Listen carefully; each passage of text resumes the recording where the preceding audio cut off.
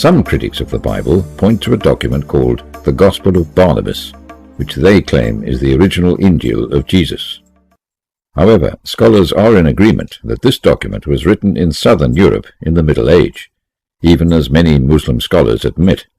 Whilst there are hundreds of early manuscripts of the Gospels of Matthew, Mark, Luke, and John, the Gospel of Barnabas didn't appear until 1,500 years after Jesus. A popular Muslim scholar in the West, Galates, has concluded as follows. As regards the Gospel of Barnabas itself, there is no question that it is a medieval forgery. Despite the overwhelming evidence against the authenticity of this text, a few critics of the Injil still try to use it to undermine the Bible. Some people refer to the Gospel of Barnabas as if it were an ancient document written around the time of Jesus' life. However, it simply isn't the case. It has unmistakable marks of 16th century authorship, and scholars unanimously agree that the Gospel of Barnabas is not a real gospel from ancient times around Jesus' life. We know this because of countless anachronistic mentions within the Gospel.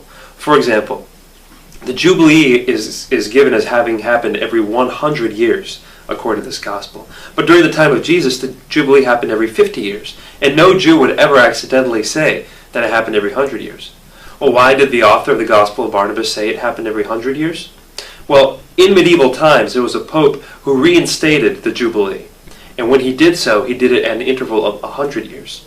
So clearly, this Gospel was written after that pope had done that. In addition, the Gospel of Barnabas refers to wine being stored in wooden casks, whereas this didn't happen in Jesus' time. This was a practice that started occurring during medieval times. And the Gospel of Barnabas even refers to a line from Dante's Inferno, and that was a book written in medieval times as well.